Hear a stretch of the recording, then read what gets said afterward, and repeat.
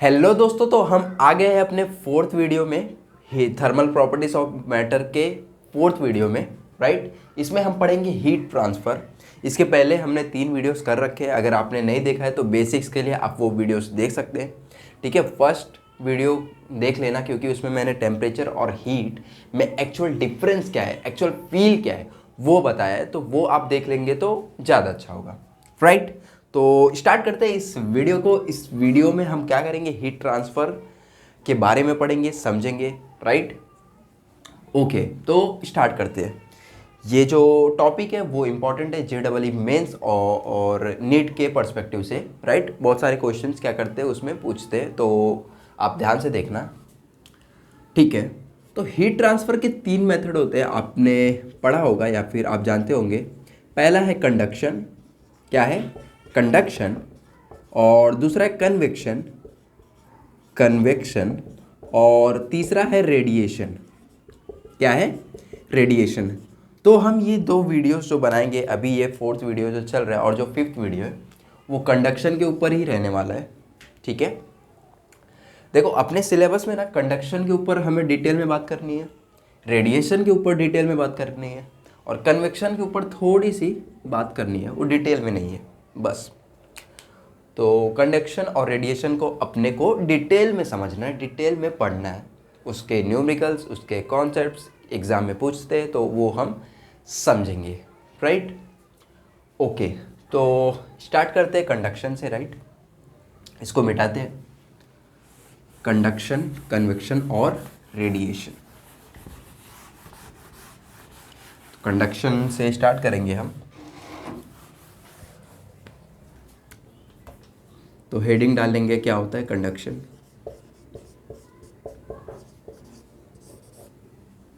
देखो, जो तीनों मेथड थे, कंडक्शन, कन्वेक्शन और रेडिएशन, तीनों मेथड का यूज़ किसके लिए होता है? हीट ट्रांसफ़र के लिए।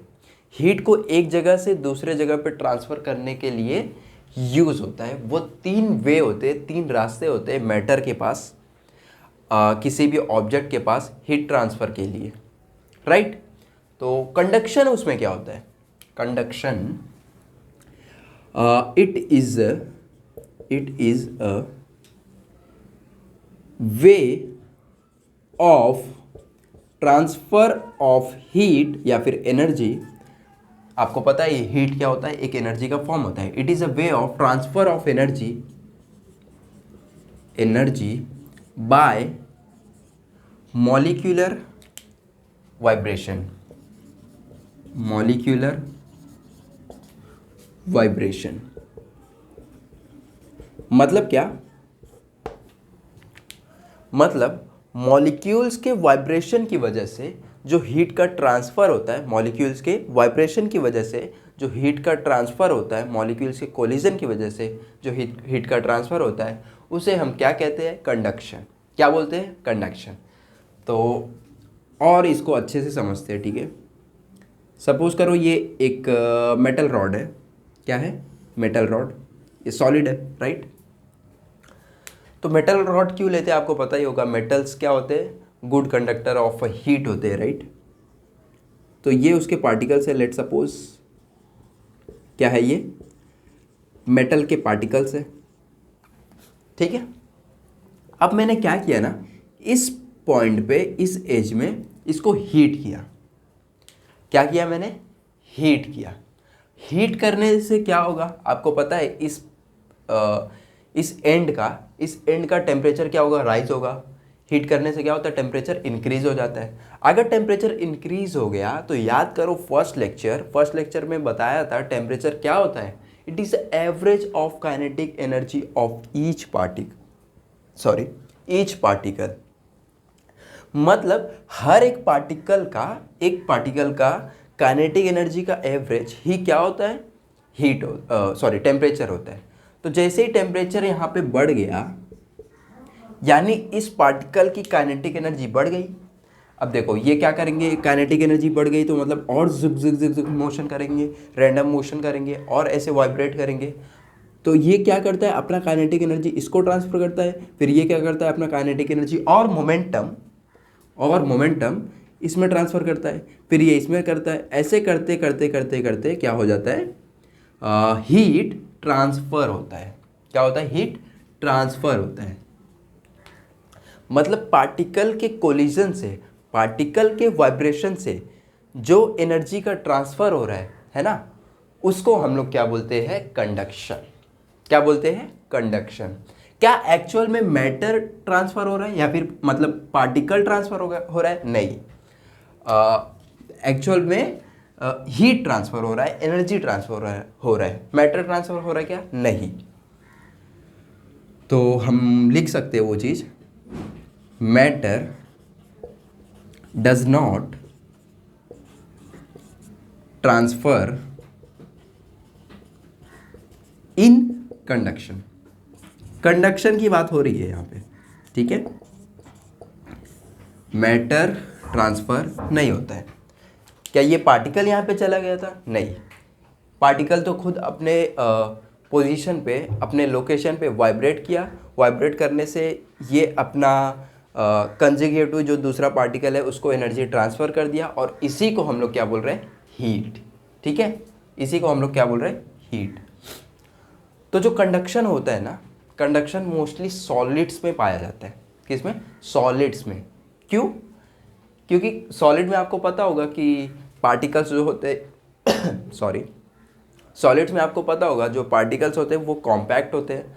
कॉम्पैक्ट इन द सेंस कि जो पार्टिकल्स होते हैं एक दूसरे के काफ़ी नियरेस्ट होते हैं, नज़दीक होते हैं। उसकी वजह से क्या होता है? पार्टिकल्स में वाइब्रेशन के थ्रू एनर्जी का ट्रांसफ़र ईजी होता है एज़ कम्पेयर टू लिक्विड और गैस। तो ये कॉन्सेप्ट है कंडक्शन का। आई होप आप समझ गए होंगे। ठीक है, क्या मैटर एक्चुअल में ट्रांसफ़र हो रहा है? नो। ठीक है, एनर्जी कैसे ट्रांसफ़र हो रहा है? एनर्जी ट्रांसफ़र या फिर heat transfer due to collisions of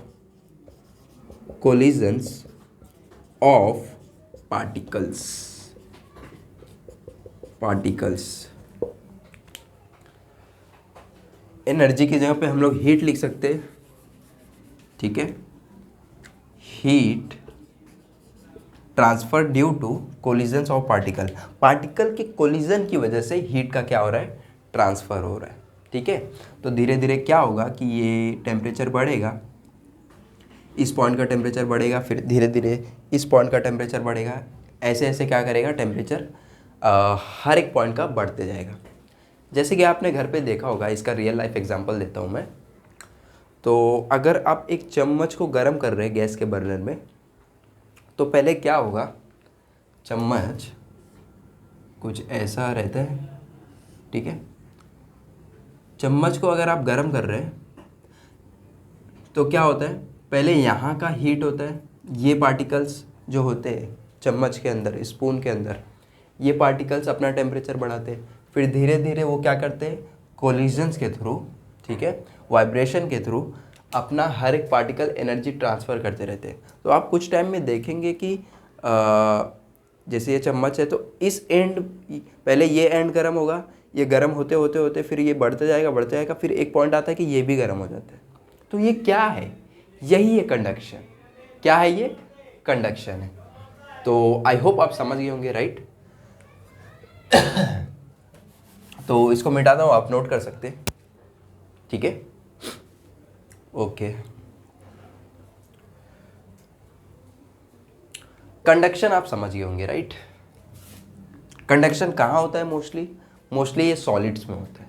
क्यों? उसका रीज़न मैंने आपको बता दिया है। जो पार्टिकल्स होते हैं वो कॉम्पैक्ट होते हैं, फिक्स्ड होते हैं, रिजिड होते हैं, तो वाइब्रेशन करके एनर्जी ट्रांसफ़र करना इजी होता है कंपेयर टू लिक्विड्स या फिर गैस। लिक्विड में क्या होता है? पार्टिकल्स दूर दूर होते हैं, गैस में तो बहुत ही ज़्यादा दूर होते हैं। तो वो अलग प्रोसेस को फॉलो करते हैं। कौन? Liquids, gas, right. लिक्विड में मोस्टली कन्वेक्शन होता है। ठीक है, क्या होता है? कन्वेक्शन होता है। तो मैं ये मिटा रहा हूँ। तो आप देखेंगे वेरिएबल स्टेट और स्टेडी स्टेट क्या होता है। ठीक है, इसको एक एग्जांपल के थ्रू समझते हैं। एग्जांपल में मैं सेम मेटल रॉड ले रहा हूँ। मेटल में आप एल्यूमिनियम, कॉपर, ब्रास, आयरन, कुछ भी ले सकते हैं, राइट।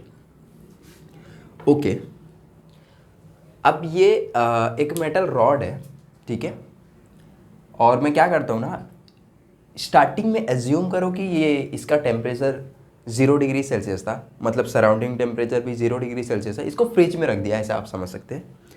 तो सराउंडिंग टेम्परेचर भी 0 डिग्री सेल्सियस था, तो इसका भी टेम्परेचर क्या होगा, 0 डिग्री सेल्सियस, राइट। अब मैं उसको बाहर निकालता हूँ, ठीक है, और बाहर निकालने के बाद हीट करता हूँ, ऐसा आप समझ सकते हैं, ठीक है। हीट करता हूँ, हीट करूँगा तो आपको पता है टेम्परेचर क्या होगा, इसका बढ़ेगा, राइट। तो लेट सपोज इसका, इस एरिया का टेम्परेचर है 30 डिग्री सेल्सियस, और यहाँ का है 20 डिग्री सेल्सियस, यहाँ का है 10 डिग्री सेल्सियस, डिग्री सेल्सियस की बात हो रही है, राइट। और यहाँ लास्ट का है 0 डिग्री सेल्सियस, ठीक है। तो मैं जैसे ही इसको हीट करूँगा तो यहाँ का टेम्परेचर सबसे ज़्यादा हो जाएगा, यहाँ का टेम्परेचर उससे कम, फिर उससे कम, फिर 0 नहीं 5 समझ लो, 5 डिग्री सेल्सियस। 0 तो पहले से था, राइट, कुछ तो हीट हुआ रहेगा। अब कुछ टाइम बाद की कहानी बता रहा हूँ मैं। कुछ टाइम बाद क्या होता है, ठीक है, डायग्राम बड़ा बन गया। ओके, अब देखो कुछ टाइम बाद क्या होगा ना, अभी मैं हीट कंटिन्यूसली कर रहा हूँ, हीट को रोका क्या, नहीं, हीट को अगर मैं रोकूंगा नहीं तो इसका टेम्परेचर भी बढ़ जाएगा। लेट सपोज ये हो गया 30 था ना, ये हो गया 80, और ये हो गया 40 मतलब 60, और ये हो गया 40, और यहाँ पर 20। तो मैं कंटिन्यूसली हीट करे जा रहा हूँ, है ना। हीट वाला जो बर्नर रहता है वो कंटिन्यूसली ऑन है। कुछ टी टाइम बाद ऐसा कुछ हो गया था, टी टाइम बाद मतलब यहाँ से टेम्परेचर बढ़ा और फिर और बढ़ता गया, फिर ऐसे हर एक क्रॉस सेक्शन का क्या हो रहा है, बढ़ रहा है। ऐसे करते करते एक टाइम ऐसा आ जाता है, हीट करते करते एक टाइम ऐसा आ जाता है, एक टाइम ऐसा आ जाता है कि यहाँ का टेम्परेचर 100 डिग्री सेल्सियस हो जाता है, और यहाँ का फिर 80 हो जाता है, यहाँ का फिर 60 हो जाता है, और यहाँ का 40 हो जाता है। ये टेम्परेचर हो गया, ठीक है, सब डिग्री सेल्सियस की बात हो रही है। तो मैं क्या कर रहा था, यहाँ से हीट कर रहा था, हीट किए जा रहा हूँ। अब फिर भी मैं इस पॉइंट पे भी क्या करता हूँ, हीट फिर से करता हूँ, है ना। फिर से टी टाइम बाद देखेंगे क्या होता है। टी टाइम बाद हीट किए जा रहा हूँ, और मैं क्या ऑब्जर्व करता हूँ, यहाँ पे फिर से वही टेम्परेचर है, सेम टेम्परेचर है 100 डिग्री सेल्सियस, और यहाँ पे भी सेम टेम्परेचर है, यहाँ पे भी सेम टेम्परेचर है, और ये लास्ट एरिया में भी सेम टेम्परेचर है, जो कि कितना है 40। तो इस होल प्रोसेस में क्या हुआ, आपको क्या लगता है, ठीक है। इस होल प्रोसेस में क्या हुआ मैं बताता हूँ। देखो, जैसे पहले मैंने रॉड लिया, मेटल रॉड को मैंने फ्रिज से निकाला, 0 डिग्री सेल्सियस टेम्परेचर था उसका, फिर मैंने एक पॉइंट से हीट करना स्टार्ट कर दिया। अब हीट करूँगा तो टेम्परेचर बढ़ेगा, तो क्या सिर्फ इस एज का, इस पॉइंट का, इस एरिया का ही टेम्परेचर बढ़ेगा? नहीं, टेम्परेचर धीरे धीरे ट्रांसफ़र होगा, तो फिर उससे क्या होगा, और भी एरिया का टेम्परेचर बढ़ेगा। तो यहाँ से फिर यहाँ पे आ गए, टेम्परेचर क्या हुआ, हर एक एरिया का बढ़ गया। फिर यहाँ से और मैं हीट फिर से कंटिन्यूसली दे रहा हूँ, तो कंटिन्यूसली इसका टेम्परेचर फिर से बढ़ गया। यहाँ पे आ गया 100, 80, 60, 40, यानी हर एक क्रॉस सेक्शन का टेम्परेचर फिर से बढ़ गया, राइट। हर एक क्रॉस सेक्शन मतलब जैसे ये रॉड है तो इसका ये एक क्रॉस सेक्शन हो गया, ये एक क्रॉस सेक्शन हो गया, ऐसा इसको कट कर दो, छोटा सा पतला सा कट कर दो, तो उसको हम लोग क्रॉस सेक्शन बोल सकते हैं। तो वो एक सर्कल जैसा आएगा, राइट। तो हर एक क्रॉस सेक्शन का क्या हो रहा है, टेम्परेचर बढ़ गया। उसके बाद मैं अगर फिर से हीट करता हूँ, है ना, फिर से हीट करता हूँ, हीट कंटिन्यूसली फिर से करता हूँ अगर, तो इस पॉइंट के बाद क्या हर एक क्रॉस सेक्शन का टेम्परेचर बढ़ा, यहाँ से यहाँ पे आने पे टेम्परेचर बढ़ा? नहीं बढ़ा, है ना। क्या हुआ, नहीं बढ़ा, यानी ये अपने स्टेडी स्टेट पे आ गया है। कौन से स्टेट पे? Steady state. स्टेडी स्टेट मतलब क्या, कि हम लोग और टेम्परेचर दे रहे हैं, और हीट दे रहे हैं, बट उस क्रॉस सेक्शन का टेम्परेचर नहीं बढ़ रहा है। इसी पॉइंट को हम लोग क्या बोलते हैं, स्टेडी स्टेट। और इस प्रोसेस में क्या हुआ, फर्स्ट और सेकंड डायग्राम में मैंने हीट दिया, क्रॉस सेक्शन का टेम्परेचर बढ़ गया, मैंने हीट दिया, क्रॉस सेक्शन का टेम्परेचर बढ़ गया। इस चीज़ को बोला जाता है वेरिएबल स्टेट। वेरिएबल स्टेट मतलब क्या, मैं हीट कर रहा हूँ, उससे टेम्परेचर राइज हो रहा है, हर एक क्रॉस सेक्शन का compare to its previous state. मतलब कि प्रीवियस इस क्रॉस सेक्शन में और इस क्रॉस सेक्शन में अगर आप देखेंगे तो टेम्परेचर का राइज हुआ है। इस चीज़ को ही बोला जाता है वेरिएबल स्टेट। और अगर आप यहाँ से इस क्रॉस सेक्शन को और इस क्रॉस सेक्शन को ध्यान से देखेंगे तो टेम्परेचर बढ़ा है क्या, नहीं, टेम्परेचर नहीं बढ़ा है। इस चीज़ को बोला जाता है स्टेडी स्टेट। अच्छा, आपको एक डाउट आना चाहिए, स्टेडी स्टेट मतलब क्या। स्टेडी स्टेट में अगर हम लोग हीट दे रहे हैं तो हीट वो जा कहाँ रहा है, वो हीट क्या हो रहा है पता है, जितना हीट आ रहा है उतना हीट ट्रांसफ़र हो जा रहा है। उतना हीट क्या हो रहा है, समझो 5 जूल का हीट दिया तो 5 जूल का ऐसे ट्रैवल करते वो बाहर निकल गया, 5 जूल की हीट बाहर चली गई। तो इस चीज़ को बोला जाता है स्टेडी स्टेट। स्टेडी स्टेट मतलब क्या, उस हर एक क्रॉस सेक्शन का टेम्परेचर कांस्टेंट हो जाएगा, हर एक क्रॉस सेक्शन का, ना कि पूरे रॉड का। ठीक है, क्या पूरे रॉड का टेम्परेचर सेम है, नहीं। क्या पूरे रॉड का टेम्परेचर सेम है, नहीं। कौन सा टेम्परेचर सेम है, हर एक क्रॉस सेक्शन का, हर एक एरिया का। ठीक है, तो स्टेडी स्टेट क्या होता है, मैं लिख रहा हूँ स्टेडी स्टेट। देखना, मैं लिख रहा हूँ temperature constant for each cross section area with respect to time.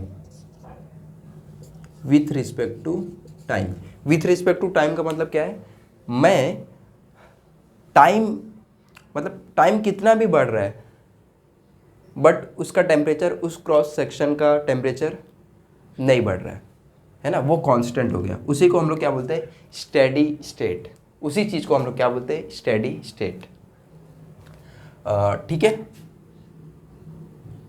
Okay. तो स्टेडी स्टेट ये होता है।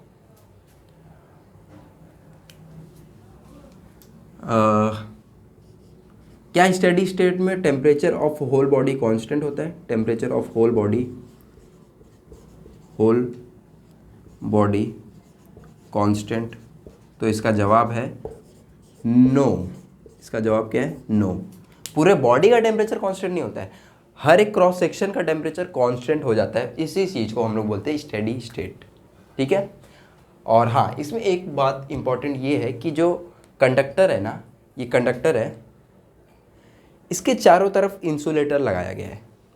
ठीक है, मतलब there is no loss of heat. ठीक है, there is no loss of heat. इसका आंसर क्या है, no. There is no loss in surrounding covered with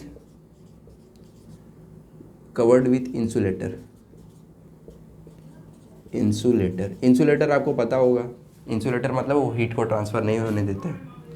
तो देखो, अगर ये रॉड है ना तो इसके चारों तरफ इंसुलेटर लगाया गया है, इस पॉइंट पे नहीं, इसके चारों तरफ सरफेस एरिया जो है इसका, इसके चारों ओर इंसुलेटर लगाया गया है। क्यों लगाया गया है, क्योंकि जैसे ही हीट यहाँ से ट्रांसफ़र होगा ना तो हीट जैसे ट्रांसफ़र होगा तो हीट इसके अंदर ही ट्रैवल करे।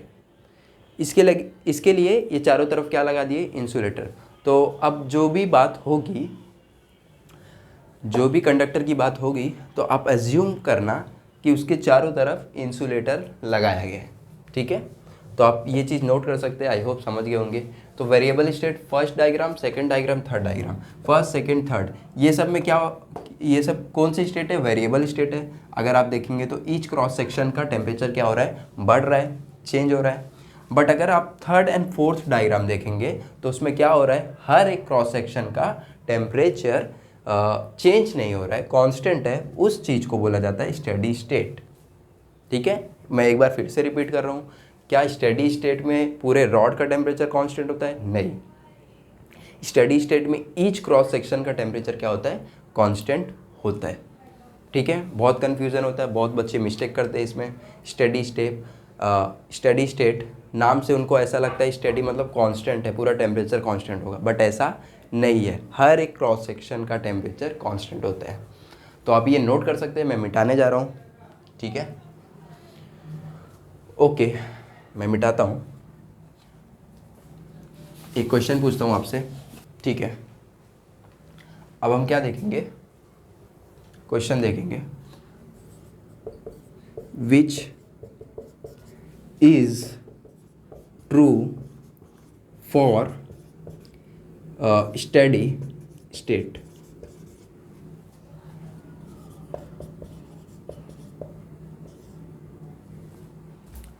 आपके ऑप्शन है dt by dx at particular time is constant, sorry हाँ 0 लिखेंगे, और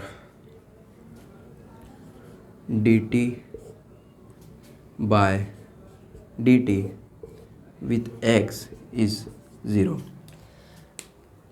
ये दो ऑप्शन है, ऐसा आपको 4 ऑप्शन करके क्वेश्चन पूछ सकते हैं। तो आपको ये बताना है कि दोनों में से कौन सा ट्रू है। बहुत ही अच्छा क्वेश्चन है, जो मैंने बताया वही है, आप ट्राई कर सकते हैं, राइट। बिना ट्राई किए सॉल्यूशन मत देखना, ठीक है। ओके, ट्राई किया ना आपने? चलो देखते। देखना है यहाँ पे फर्स्ट ऑप्शन क्या बोल रहे हैं, dt by D X temperature with respect to length.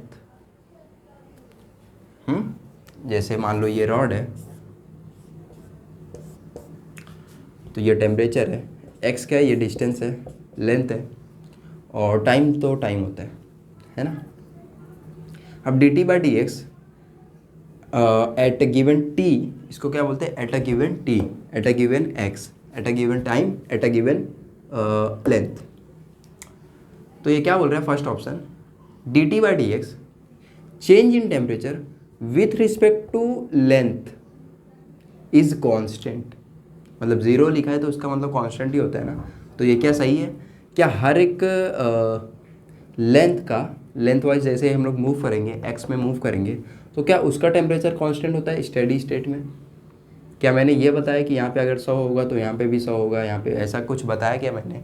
नहीं। तो फर्स्ट ऑप्शन इसी को इंटरप्रेट कर रहा है, जो कि गलत है, जो कि क्या है, गलत है, राइट। ओके, तो सेकंड ऑप्शन बचा, तो वही ट्रू होना चाहिए, बट उसको समझते हैं हम लोग। ये क्या बोल रहा है, dt बाई टी, ये स्मॉल टी है, ये कैपिटल टी है, कैपिटल टी मतलब टेम्परेचर, स्मॉल टी मतलब टाइम, और x मतलब लेंथ। ये बोल रहा है dt by T at a particular x, समझो x इक्वल टू 0 मीटर या फिर 2 सेंटीमीटर फिक्स कर दिया, ऐसा कुछ, x इक्वल टू 2 सेंटीमीटर ऐसा फिक्स कर दिया, तो dt by T is constant. मतलब समझो ये 2 सेंटीमीटर था, तो 2 सेंटीमीटर पे ये जो टेम्परेचर है टाइम के रिस्पेक्ट में कांस्टेंट होगा क्या स्टेडी स्टेट में? मतलब हम लोग टाइम बढ़ाते जा रहे हैं, मतलब हीट करते जा रहे हैं क्या, बट क्या उस पर्टिकुलर x पे टेम्परेचर कांस्टेंट रहने वाला है? हाँ। तो ये ऑप्शन क्या होगा, ट्रू, राइट। नोट कर सकते हैं आप। हेलो हेलो, अगर आप यहाँ पे नोटिस करेंगे कि जो टेम्परेचर है ना, टेम्परेचर वो फंक्शन है x का और t का।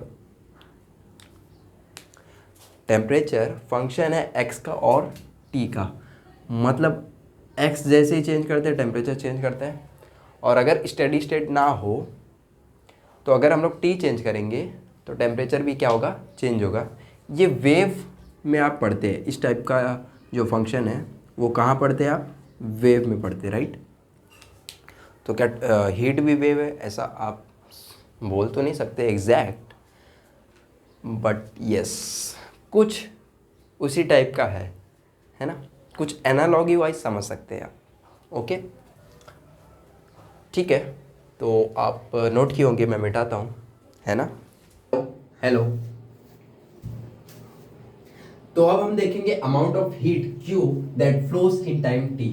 मतलब अब हमने हीट की बातें कर ली कि हीट कैसे फ्लो होता है, कितना फ्लो होता है। अब हम हीट पर यूनिट टाइम की बात करेंगे, हीट कितने टाइम में क्या फ्लो हो रहा है उसकी बात करेंगे, राइट। तो समझते हैं, ठीक है। लेट सपोज मैंने सेम मेटल रॉड लिया, है ना, कंडक्टिंग मेटल लिया, उसका एरिया क्या है A, यहाँ पे टेम्परेचर है T1, यहाँ पे टेम्परेचर है T2, ठीक है, ऐसा एज्यूम कर लिया मैंने। और T2 is greater than T1, ये गिवन है। आपको पता ही होगा कि सबसे बेसिक फंडामेंटल चीज क्या है हीट को ट्रांसफर करने के लिए, टेम्परेचर में डिफरेंस। मतलब टेम्परेचर में डिफरेंस होगा तभी हीट हाईयर टेम्परेचर से लोअर टेम्परेचर पे फ्लो करेगा, राइट।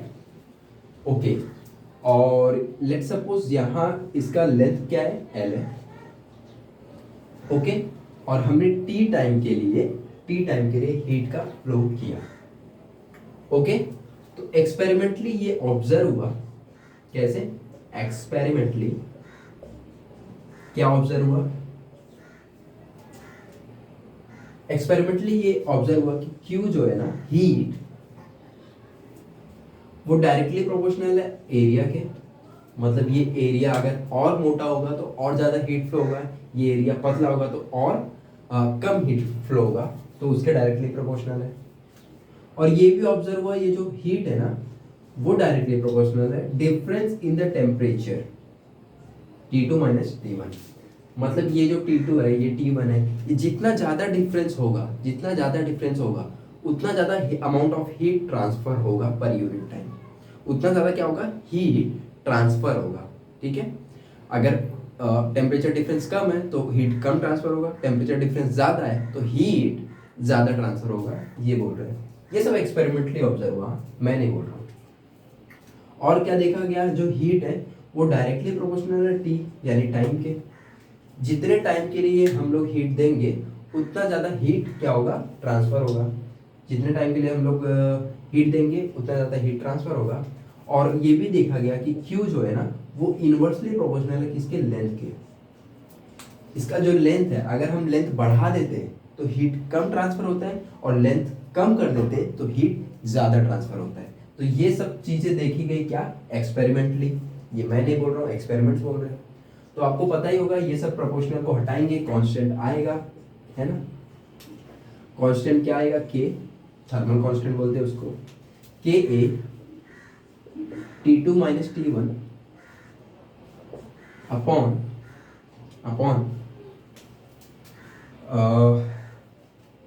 L, और यहाँ पे T आ जाएगा। तो Q का ये फॉर्मूला बन जाता है, ये हीट का फॉर्मूला बन जाता है, ठीक है। क्या है formula, K A delta T, इसको डेल्टा टी बोल सकते हैं, T by L, K A delta T, T by L, ठीक है। तो ये हीट होता है, मतलब इतना हीट क्या होगा इसमें से ट्रांसफर होगा। के क्या होता है, थर्मल कांस्टेंट होता है, depends on the material, different material का अलग अलग के होता है जो कि आपको गिवन होगा, राइट। ओके, आप ये नोट कर लीजिए, मैं इसको मिटाने जा रहा हूँ। एक और टर्म की बात करते हैं हम लोग। अब हम लोग हीट की नहीं, हीट पर यूनिट टाइम की बात करेंगे, तो इसको मैं मिटा रहा हूँ।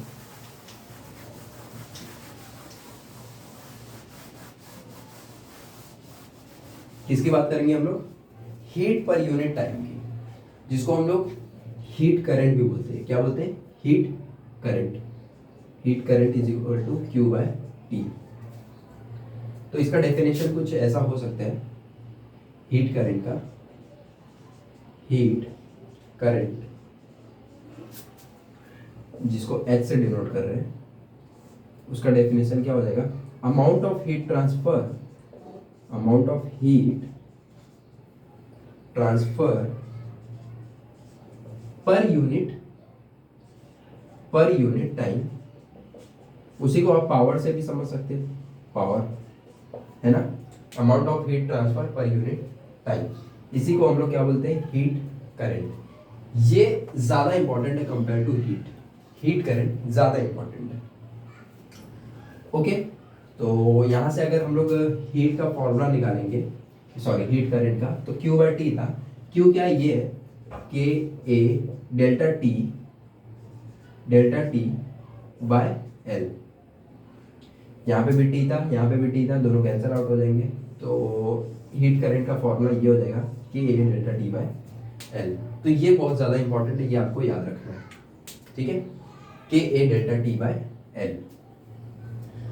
तो के क्या होता है, थर्मल कंडक्टिविटी, लिख देता हूँ मैं, थर्मल कंडक्टिविटी। और ये क्या करता है, depends on the material, depends on the material, material पे डिपेंड करता है ये। ओके, मटेरियल पे डिपेंड करता है, अलग अलग मटेरियल के लिए अलग अलग के की वैल्यूज होती है। अगर मैं के का यूनिट यहाँ से निकालना चाहूँ तो क्या आएगा, ये जो एच है इसको हम लोग क्यू बाई टी लिख सकते हैं, यानी जूल पर सेकेंड। और आपको पता ही होगा जूल पर सेकेंड यानी वॉट, ये पावर को रिप्रेजेंट कर रहा है। तो अगर हम लोग के यूनिट की बात करते हैं तो क्या आ जाएगा, वॉट, ठीक है, पर यहाँ से मीटर स्क्वायर मीटर एक कैंसिल हो गया, मीटर पर केल्विन, या फिर वॉट पर मीटर सेल्सियस, ऐसा भी हो सकते हैं, क्योंकि चेंज इन टेम्परेचर है ना, केल्विन और सेल्सियस में सेम होता है, तो सेम ट्रीट करेंगे हम लोग, ठीक है। तो के का यूनिट ये हो जाएगा, ठीक है, आप नोट कर सकते हैं इसको। ये एच का जो फॉर्मूला आया है ये वाला बहुत इंपॉर्टेंट है, आप नोट करिए और इसको याद रखना है। एच का फॉर्मूला क्या है, के A delta T by L, K A delta T by L, K A delta T by L, इसको क्या बोलते हैं, हीट करंट। तो आई होप आपने नोट किया होगा, मैं मिटाने जा रहा हूँ, ठीक है। 1 2 3, तो मूव करते हैं।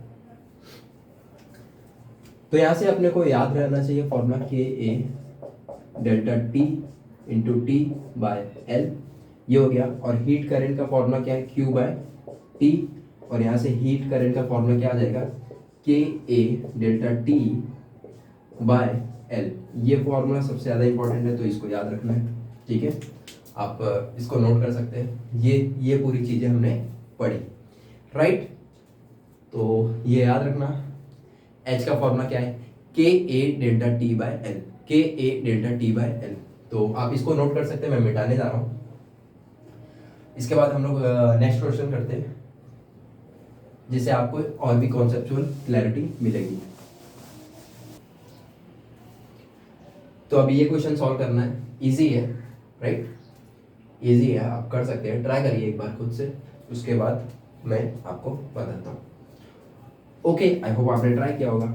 सॉल्यूशन देखते हैं। कॉपर का क्यूबल है, एक क्यूब है मतलब समझो, ठीक है, ये क्यूब है, कॉपर का बना है ये, ठीक है। और इसका जो साइड का लेंथ दिया है वो है 10 सेंटीमीटर, ठीक है। और temperature of 2 inch 100 degree Celsius, यहाँ पे टेम्परेचर है 100 डिग्री सेल्सियस इस एरिया का, और इस एरिया का टेम्परेचर कितना है, 0 डिग्री सेल्सियस, ठीक है, ये एरिया का,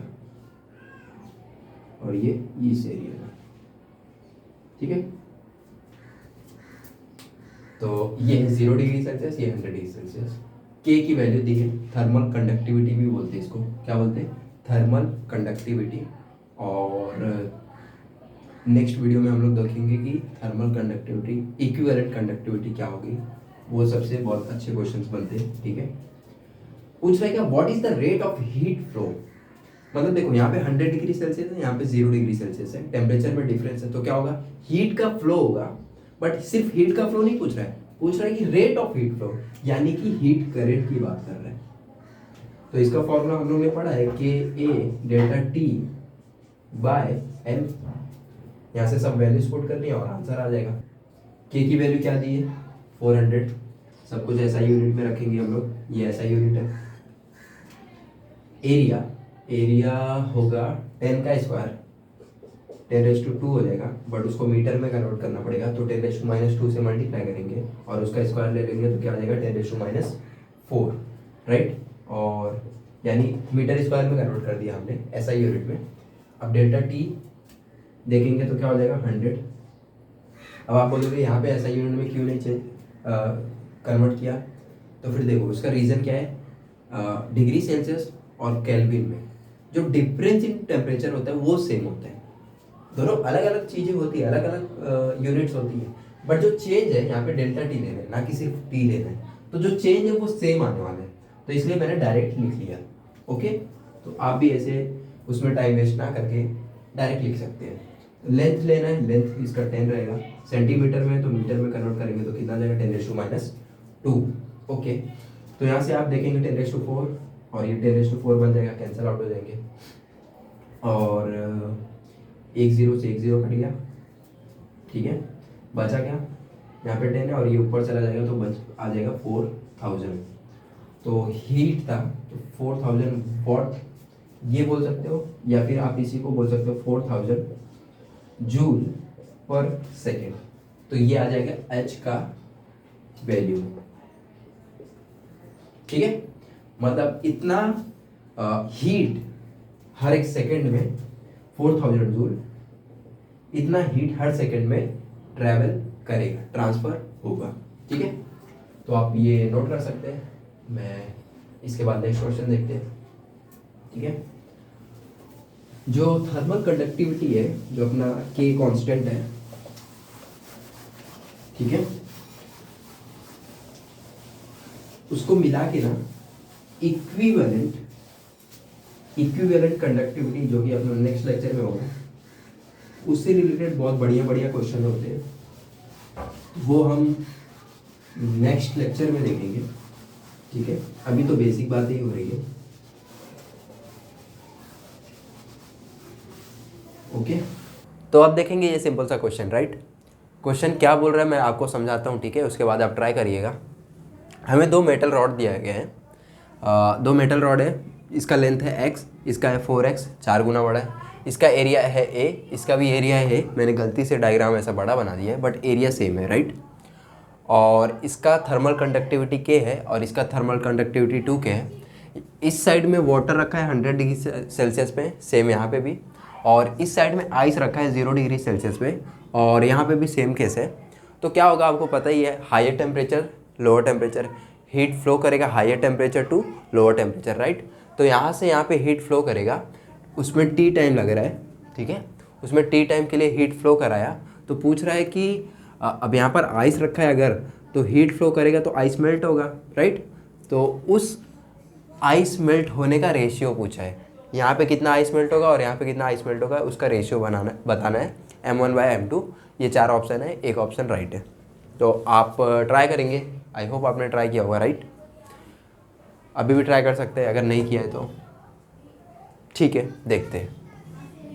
तो हमें क्या पूछा है, m1/m2, ओके। लेट सपोज इसमें हीट ट्रांसफ़र हो रहा है Q1 और इसमें हीट ट्रांसफ़र हो रहा है Q2, ठीक है। तो Q1 = H1T, Q2 = H2T, ठीक है। और आपको पता होगा कि जब टेम्परेचर में चेंज हो रहा है तो कितना हीट ट्रांसफ़र होता है, आपने स्पेसिफिक हीट कैपेसिटी वाले लेक्चर में सीखा होगा, ठीक है। तो Q1 की जगह पे मैं लिख सकता हूँ m1C डेल्टा T। C क्या होता है, specific heat capacity of water, generally 4.2 joule होता है, 2 होता है जूल पर ग्राम डिग्री सेल्सियस, ठीक है।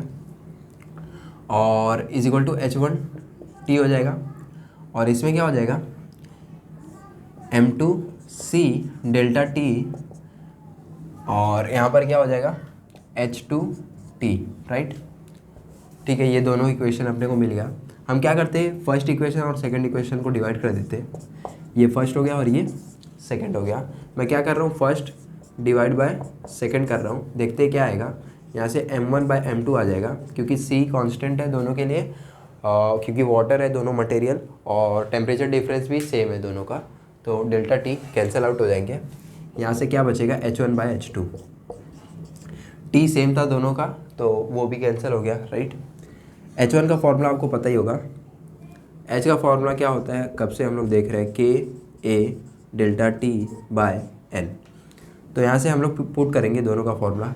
इसका के है, H1 के है, और एरिया ए है, डेल्टा टी 100 है, ठीक है, अपॉन एल है, एल इसका है एक्स। अब H2 के लिए पुट करेंगे, इसका थर्मल कंडक्टिविटी 2K है, तो वो पुट किया, एरिया सेम है और टेम्परेचर भी सेम है, और यहाँ पर जो लेंथ है ये 4x है, राइट। तो यहाँ से क्या हो जाएगा, के कैंसिल हो जाएगा, 100 कैंसिल हो जाएगा, 2 कैंसिल हो जाएगा, ठीक है, x कैंसिल हो जाएगा, ये ऊपर चला जाएगा, यानी 2:1 आ जाएगा आंसर। M1:M2 का आंसर क्या आएगा, 2:1। Option B is correct. तो इस तरीके के क्वेश्चन आपसे पूछे जा सकते हैं, ठीक है, इजी होता है, बस ये फॉर्मूला इसमें आपको पता होना चाहिए था, M1 M2। और अगर आपको पता है अगर टेम्परेचर चेंज नहीं होता है तो हम लोग लेटेंट हीट लेते हैं, और टेम्परेचर चेंज हो रहा है तो हम लोग कौन सा हीट ले रहे हैं, हम लोग स्पेसिफिक हीट कैपेसिटी ले रहे हैं, राइट। ओके, तो आप ये नोट कर सकते हैं, मिटाने जा रहा हूँ मैं। तो हम लोग ने अभी तक क्या पढ़ा, H इज इक्वल टू, यानी heat current is equal to K A delta T by L, right. और हम लोग ने ये भी पढ़ा H is equal to Q by T, ठीक है। क्या मैं इसी को ऐसा लिख सकता हूँ, H is equal to D Q upon D T, differential form में, जैसे कि हम लोग velocity is equal to displacement upon time लिखते थे, ठीक है। तो उसी को हम लोग ऐसा लिख सकते थे, D S by D T. उसी तरीके से इस चीज़ को भी ऐसे लिखा जा सकता है, राइट। ओके, तो क्या मैं इसको ऐसा लिख सकता हूँ, H is equal to K A D T by D L, इस फॉर्म में लिख सकता हूँ क्या, यस लिख सकता हूँ। तो ये सब फॉर्मूलाज इंपॉर्टेंट है न्यूमेरिकल सॉल्व करने के लिए, ये एग्ज़ाम में पूछते हैं, तो फिर आप इसको नोट कर लीजिए, ठीक है। अब इसके बाद मैं आपको एक और टॉपिक पढ़ाने जा रहा हूँ, ठीक है। वो टॉपिक का नाम है टेम्परेचर ग्रेडियंट। क्या नाम है, टेम्परेचर ग्रेडियंट। ये टॉपिक कई बार बुक में दिया होता है, तो उसको समझते हैं हम लोग, ठीक है। टेम्परेचर ग्रेडियंट, ओके, ठीक है। अब देखो, मान लो मैंने वही सेम मेटेलिक रॉड ली, मेटल का रॉड, ठीक है, मेटल का रॉड ले लिया मैंने, ओके। और ये कौन सी स्टेट पे, स्टेडी स्टेट पे, ठीक है। हम लोग ने इसको हीट किया, और ये कौन से स्टेट पे है, स्टेडी स्टेट।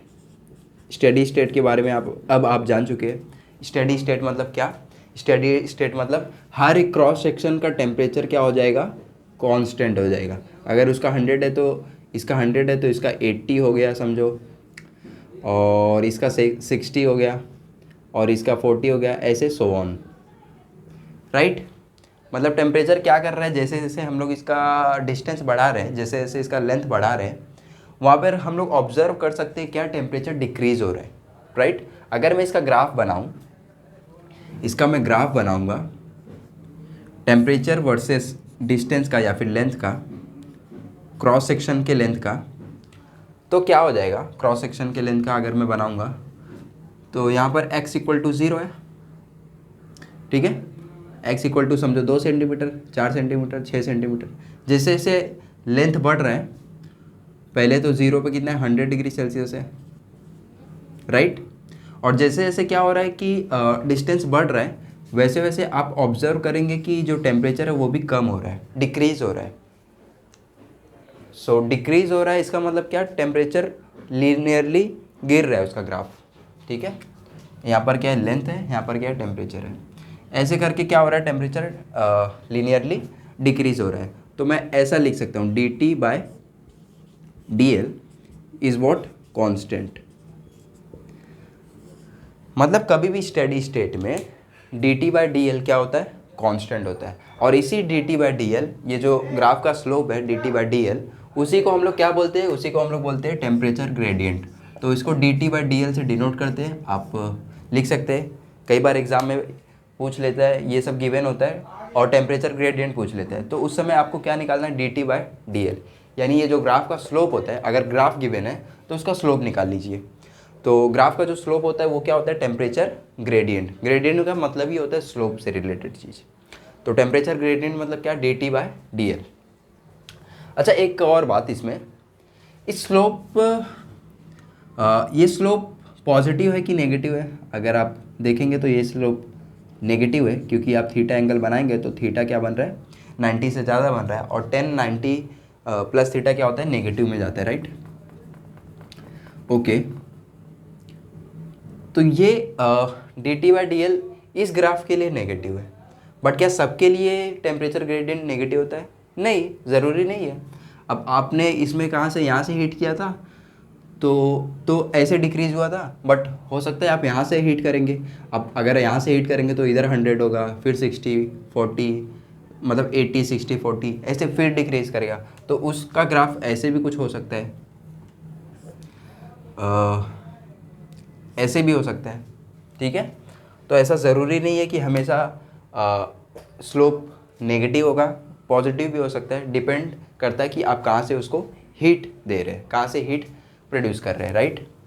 तो D T by D L ये होता है टेम्परेचर ग्रेडियंट, आप लिख सकते हैं। ओके, आई होप आप समझ गए होंगे। एक बार मैं माइक चेक कर लेता हूँ, yes mike is working fine, ठीक है। तो स्टेडी स्टेट के लिए ये वैलिड है, मतलब क्या, D T by D L constant रहने वाला है। D T by D L constant रहना, इसका मतलब क्या है वो हम समझते हैं, ठीक है। D T by D L constant है, इसका मतलब क्या, समझ रहे हो? ये जो स्लोप है, ये जो कुछ भी स्लोप आया है टी वर्सेस एल का, यानी टेम्परेचर और लेंथ का जो भी स्लोप आया है वो कांस्टेंट रहने वाला है, मतलब वो कभी भी चेंज नहीं होगा, उसका रेट चेंज नहीं होगा। जो टेम्परेचर यहाँ से गिर रहा है, टेम्परेचर ड्रॉप हो रहा है, इस हर एक क्रॉस सेक्शन का स्टेडी स्टेट में हर एक क्रॉस सेक्शन का जो टेम्परेचर ड्रॉप हुआ है और जो कांस्टेंट ही रहने वाला है विथ रिस्पेक्ट टू टाइम, मतलब टाइम बढ़ते ही जाए बट वो टेम्परेचर कांस्टेंट रहने वाला है क्योंकि स्टेडी स्टेट है। तो हर एक क्रॉस सेक्शन का कांस्टेंट रहने वाला है, मैं ऐसा बोलना चाहता हूँ। तो जो टेम्परेचर का ड्रॉप है ना वो लीनियरली होगा, मतलब इसमें अगर 20 का डिफरेंस है तो इसमें भी 20 का डिफरेंस, इसमें भी 20 का डिफरेंस, ऐसा होगा। ऐसा नहीं होगा कि इसमें 20 का डिफरेंस इसमें 50 का डिफरेंस, ऐसा नहीं हो सकता। ऐसा एज्यूम किया गया है, ऐसा अजम्पशन है। ऐसा क्या है, अजम्पशन। अब पता नहीं सच में ऐसा होता है कि नहीं, बट हम लोग इस केस को लेके चलेंगे। मतलब क्या, स्टेडी स्टेट में टेम्परेचर ग्रेडियंट जो होता है वो कांस्टेंट होता है, लीनियर होता है, उसका जो स्लोप होता है वो लीनियर होता है। लीनियरली क्या करता है, टेम्परेचर ड्रॉप करता है। ओके, तो ये होता है टेम्परेचर ग्रेडियंट, ठीक है, और ये अजम्पशन है। तो आई होप आप समझ गए होंगे, राइट। ठीक है, तो नेक्स्ट टॉपिक पे मूव करते हैं। नेक्स्ट लास्ट चीज़ मैं आपको बताना चाहता हूँ, हम एनालॉगी करेंगे, आप नोट कर सकते हैं इसको। ओके, तो आई होप आपने नोट किया होगा। हम क्या करेंगे अभी, एनालॉगी। और एनालॉगी आप जानते होंगे क्या होता है।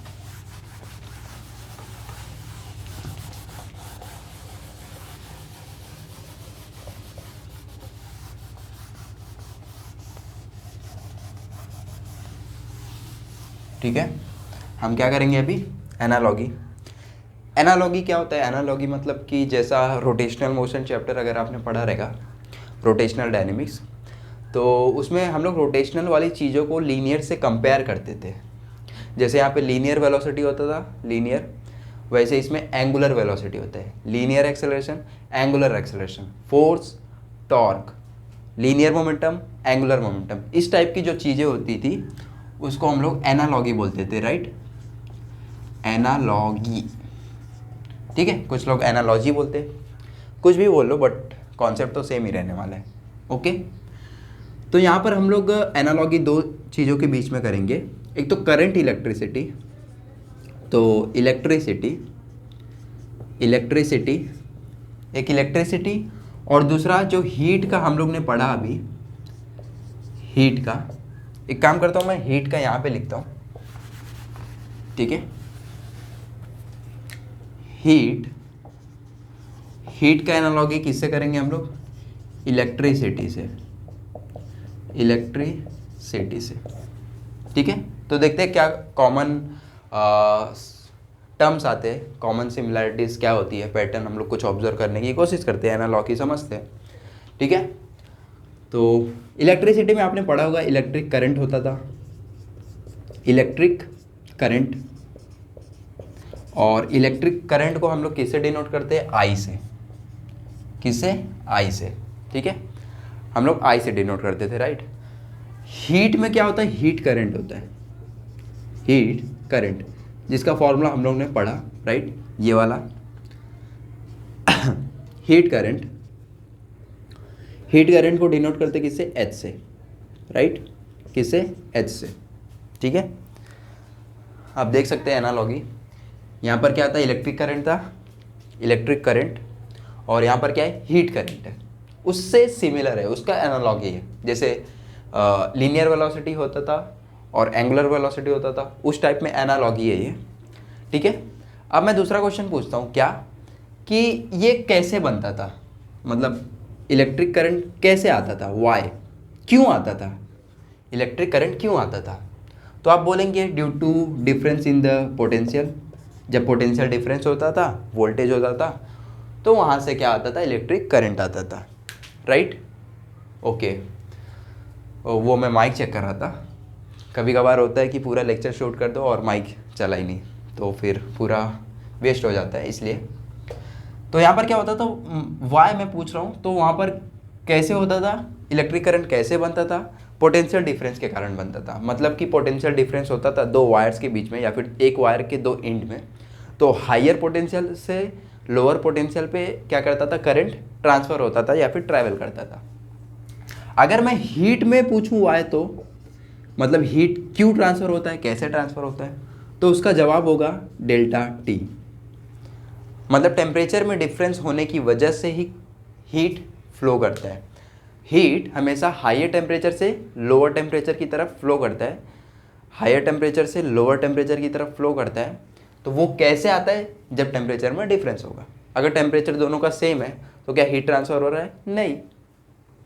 तो वैसे ही, राइट, ओके। तो ये हम लोग समझ गए, ओके। अगर मैं पूछूं क्या, अगर मैं पूछूं यहाँ पे करंट का फॉर्मूला क्या होता था? आई इज इक्वल टू, तो अगर आपको याद हो तो वो delta V by R E होता था। आर ई मतलब क्या? वही रेजिस्टेंस, प्रतिरोधक। ये आप ओहम्स लॉ से निकालते थे, अगर आपको याद हो तो। Current is equal to delta V by R E. Delta V क्या है? Potential difference. आर ई क्या है? Resistance, electric resistance. R E क्या है? इलेक्ट्रिक रेजिस्टेंस, ठीक है। और यहाँ पर सेम उस टाइप का फॉर्मूला अगर हम लोग देखना चाहेंगे तो H is equal to K A delta T by L. ये फॉर्मूला हम लोग ने अभी तक पढ़ा है हीट करंट का। यहाँ पर तो इलेक्ट्रिक करंट है, वो delta V by R E होता है। यहाँ पर हीट करंट का फॉर्मूला हम लोग ने H is equal to K A delta T by L पढ़ा था, राइट। तो मैं क्या करता हूँ ना, इस फॉर्मूले को इस जैसा कुछ बनाने की कोशिश करता हूँ। क्या करता हूँ? कोशिश करता हूँ, सिर्फ मैं कोशिश कर रहा हूँ। मैं सोच रहा हूँ कि यहाँ पर डेल्टा टी डेल्टा वी के एनालॉगी में है, तो ऊपर वाला न्यूमरेटर डेल्टा टी ही होना चाहिए। तो के ए को मैं डिनोमिनेटर में भेज देता हूँ ध्यान से देखना। तो के ए तो बचेगा क्या? Delta T upon L upon K A. ध्यान से देखना, H is equal to delta T upon L upon K A. मैं कुछ नहीं, डेल्टा टी और इस पूरे टर्म को, ये पूरा जो टर्म है उसको मैं बोल रहा हूँ आर टी एच। जैसे यहाँ पे आर ई है, वहाँ पे मैं इसको बोल रहा हूँ आर टी एच। और इसका मैं नाम देता हूँ थर्मल रेजिस्टेंस। क्या नाम देता हूँ? Thermal resistance. Thermal resistance. क्या ये सेम बिल्कुल इलेक्ट्रिक करंट जैसा लग रहा है? जो हीट करंट है उसका फॉर्मूला देखो और इलेक्ट्रिक करंट का फॉर्मूला देखो, I is equal to delta V by R E, H is equal to delta T by R T H. I क्या होता है? फ्लो ऑफ इलेक्ट्रिक करंट जिसमें चार्जेस फ्लो होते हैं। H क्या होता है? हीट करंट जिसमें हीट फ्लो होता है। क्या होता है? हीट फ्लो होता है, राइट? एनर्जी फ्लो होती है। डेल्टा V क्या होता है? Difference, potential difference. Delta T क्या होता है? Temperature difference. आर ई क्या होता है? इलेक्ट्रिकल रेजिस्टेंस, जो अपोज कर रहा है चार्जेस को, कितना प्रतिरोधक है वो, कितना अपोजिंग है, अपोजेस कितना ज़्यादा है। और आर टी एच क्या रिप्रेजेंट कर रहा है? Thermal resistance. थर्मल रेजिस्टेंस मतलब वो हीट को फ्लो होने से रोक रहा है। तो ऐसा आप एनालॉगी समझ सकते हैं। ऐसा क्या कर सकते हैं? एनालॉगी समझ सकते हैं याद रखने के लिए। तो क्या मतलब यहाँ पर जितने भी सीरीज कॉम्बिनेशन होते थे आर ई में, अगर आपको याद हो तो सीरीज होते थे, पैरेलल कॉम्बिनेशन होते थे, दोनों का मिक्सचर होता था। क्या उस टाइप के चीज़ें हम लोग इसमें लगा सकते हैं? बिल्कुल बिल्कुल लगा सकते हो। जो कुछ भी तुमने पढ़ा था सीरीज में, एडिशन होता है और पैरेलल में वो रेसिप्रोकल का सम होता है, ये सब क्या कॉन्सेप्ट इसमें लगा सकते हैं? बिल्कुल लगा सकते हो। वो हम लोग नेक्स्ट लेक्चर में देखेंगे। बट यहाँ पे दोनों का एनालॉगी समझा तुम लोग को, दोनों कैसे एक दूसरे से रिलेटेड है ये समझा तुम लोग को, ठीक है? तो हाँ, वो वाले जो भी इलेक्ट्रिक करंट का खेल खेलते थे तुम लोग, जो भी कॉन्सेप्ट लगाते थे, तो वो इसमें भी लगा सकते हो, थर्मल कंडक्टिविटी ये सब में, राइट? ओके, तो आप नोट कर सकते हैं, मैं मिटाने जा रहा हूँ, ठीक है? आई होप आपने नोट किया होगा, ठीक है? फिर भी सर ऐसे कैसे दोनों को सिमिलरिटी ला दिए? हम लोग ये बात हजम नहीं हो रही, हम लोग को ये बात समझ में नहीं आ रही है। आप कुछ और बताइए, ठीक है? और बताता हूँ आप लोग को। सर अभी ये बात हम 100% बिलीव नहीं कर पा रहे। कुछ और इसका प्रूफ दीजिए, तब जाके हम लोग समझेंगे। कुछ तो ऐसा बताइए और कि हम लोग को पूरी तरीके से विश्वास हो जाए। तो विश्वास दिलाने के लिए मैं क्या करता हूँ, देखो, विश्वास राव तो मैं नहीं हूँ, बट विश्वास तुम लोग को दिला सकता हूँ। एक और फॉर्मूला हम लोग देखते हैं, आर ई का इलेक्ट्रिक रेजिस्टेंस का। एक मिनट। तो अगर आपको इलेक्ट्रिक रेजिस्टेंस का फॉर्मूला याद हो रेजिस्टिविटी के टर्म्स में, किसके टर्म्स में? रेजिस्टिविटी। अगर आपको याद हो तो रेजिस्टिविटी को रो से डिनोट करते हैं। आर इज इक्वल टू क्या होता था? Rho L by A, right? Rho क्या होता था? रेजिस्टिविटी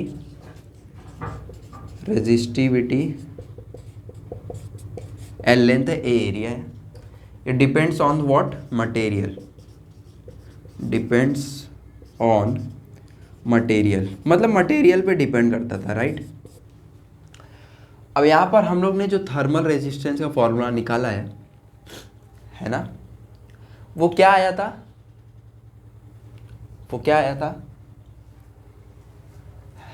L अपॉन के ए, राइट? L अपॉन के ए। तो यहाँ से भी अगर आप देखेंगे, रो क्या था? कांस्टेंट। के क्या है? Constant thermal conductivity. के क्या है? कांस्टेंट। यहाँ से देखो सॉरी, रेजिस्टेंस किसके प्रोपोर्शनल है? L बाय ए के। यहाँ से भी रेजिस्टेंस किसके प्रोपोर्शनल है? L बाय ए के। अब और क्या विश्वास दिलाऊं? यानी ये सच में थर्मल रेजिस्टेंस ही है। के क्या है? के भी क्या है? Constant. Depends on what? Material. Depends on material, ठीक है? तो ये बात है। जिस तरीके से इलेक्ट्रिकल रेजिस्टेंस में क्या होता था, रो एल बाई ए का फॉर्मूला आया था। रो क्या था? रेजिस्टिविटी थी, कांस्टेंट थी, मटेरियल पे डिपेंड करती है। उसी तरीके से थर्मल रेजिस्टेंस में भी जो फॉर्मूला हम लोग ने डिराइव किया जो वो आया है L/KA आया है, यानी इलेक्ट्रिकल रेजिस्टेंस भी L/A के प्रोपोर्शनल, थर्मल रेजिस्टेंस भी L/A के प्रोपोर्शनल, यानी दोनों में कुछ तो सिमिलरिटी है, यहाँ से भी ऐसा पता चलता है। ठीक है, तो आप ये नोट कर सकते हैं, राइट। ये पूरी समरी थी आज के लेक्चर की, ऐसा भी आप समझ सकते हैं। तो अगर मैं पूरा लेक्चर समराइज़ करूं तो क्या क्या फॉर्मूला हम लोग ने पढ़ा। H is equal to KA delta T/L, H is equal to Q/T, H equal to उसी को ये लिख सकते हैं और ये आ जाएगा KA डेल्टा T/L। और ये फॉर्मूला बहुत ज़्यादा इंपॉर्टेंट है, याद रखना। ठीक है, और ये इसको रिप्रेजेंट कर रहे हैं। ठीक है, ओके। जिस तरीके से करंट में क्या होता था, करंट में होता था I is equal to delta V/R, उसी तरीके से इसमें क्या होता है H is equal to delta T/R TH, यहाँ पे RE होता था। तो ये था आज के लेक्चर में। आई होप आपको समझ में आया होगा। अगर आपको कुछ भी डाउट होता है तो आप कमेंट करिए, मैं बेशक आपके सारे डाउट्स को क्लियर करूँगा या फिर नया वीडियो बनाऊँगा जो भी आपके डाउट्स होंगे, राइट। तो आई होप आपको समझा होगा। धन्यवाद।